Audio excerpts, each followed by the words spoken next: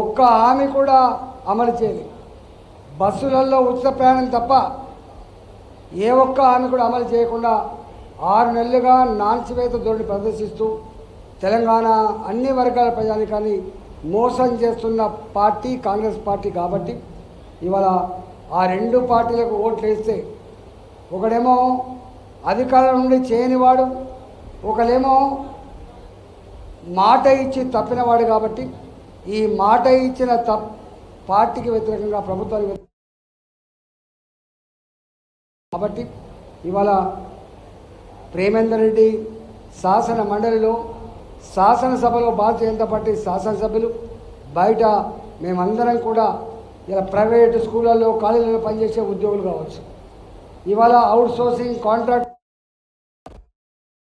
చేస్తున్న వాళ్ళకు డిఏ రాకపోవడం వల్ల పడే ఇబ్బందులు కావచ్చు, ఆర్టీసీ కార్మికులు కావచ్చు, సింగరేణి కార్మికులు కావచ్చు, నిరుద్యోగ యువత కావచ్చు, ఈ అన్ని వర్గాల ప్రజలకి అండగా ఉండి మేము మీ సమస్యల పరిష్కారంలో మీతో పాటుగా ఉంటామని చెప్పి మీకు మాట ఇస్తూ మీ అందరికీ మోడీ గారి గురించి చెప్పాల్సింది అక్కర్లేదు.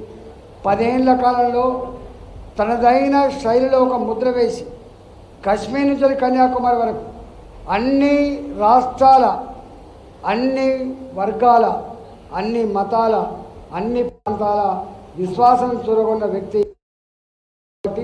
మొన్ననే మోడీ గారికి ఓట్లేసామని చెప్పి అందరు చెప్తున్నారు. ఎప్పుడు ఈ భారతీయ జనతా పార్టీకి ఒక్క సీటు కూడా ఎన్నడూ గెలవని ఈ జిల్లాలో మొట్టమొదటిసారిగా మా సీతారాం నాయక్ గారు కావచ్చు, అదేవిధంగా మా వినోద్రావు కావచ్చు, మేము గొప్పగా ఓట్లు వచ్చే ఆస్కారం ఉంది, మేము 2 గెలిచిన ఆశ్చర్యం అని చెప్పి వాళ్ళు మాట్లాడే పరిస్థితి వచ్చిందంటే ఇవాళ మోడీ గారి ప్రభావం మణుగూరులో ఉంది, మోడీ గారి ప్రభావం భద్రాచలంలో ఉంది, మోడీ గారి ప్రభావం కొత్తగూడలో ఉందని అర్థమవుతా ఉంది. కాబట్టి రాబోయే చరిత్ర బీజేపీదే. ఇప్పటి వరకు ఇవాళ కాంగ్రెస్ పార్టీ అంటే ఏందో అర్థమైపోయింది, బీఆర్ఎస్ పార్టీ ఏందో అర్థమైపోయింది. ఇక ప్రజలందరూ కూడా మోడీ గారి మీద విశ్వాసం ఉంది, భారతీయ జనతా పార్టీ మీద విశ్వాసం ఉంది.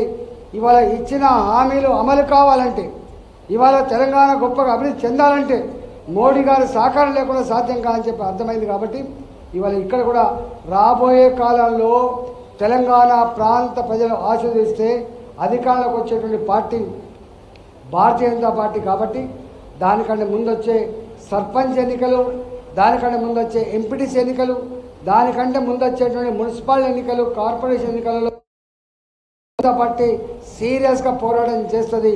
ఆ ఎన్నికల్లో కూడా గెలుస్తుంది. మళ్ళా వచ్చే ఎన్నికలు ఎప్పుడు వచ్చినా కూడా భారతీయ